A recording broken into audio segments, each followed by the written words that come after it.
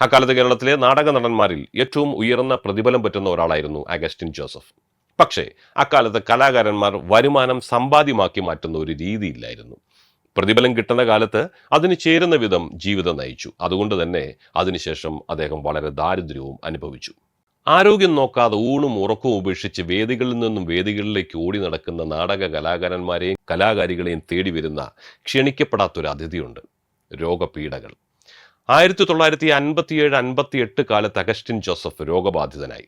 കടുത്ത പ്രമേഹവും രക്താതിമർദ്ദവും മറ്റു രോഗങ്ങളും അദ്ദേഹത്തെ തീർത്തും അവശനാക്കി. ഇതോടെ അദ്ദേഹം നാടകരംഗം വിട്ടു. സാമ്പത്തികമായും ഒരുപാട് പരാധീനതകൾ അദ്ദേഹം അക്കാലത്ത് അനുഭവിച്ചു. നാടകരംഗത്തെ മുടിചൂടാമന്നനായിരുന്ന അഗസ്റ്റിൻ ജോസഫിനെ ഈ വിഷമഘട്ടത്തിൽ ആരും സഹായിച്ചില്ല. അഭിമാനിയായിരുന്ന അദ്ദേഹം ആരുടെ മുമ്പിലും കൈനീട്ടാൻ പോയതുമില്ല. എന്നാൽ ശ്രദ്ധിക്കേണ്ടത്, ഇതിനെല്ലാം ഇടയിലും യേശുദാസിന്റെ സംഗീത ശിക്ഷണത്തിൽ അദ്ദേഹം വളരെ ശ്രദ്ധ കൊടുത്തിരുന്നു. യേശുദാസിനെ സംഗീതം പഠിപ്പിക്കാൻ പ്രശസ്തരായ പല ഗുരുക്കന്മാരെയും അക്കാലത്ത് അദ്ദേഹം തേടി നടന്നു.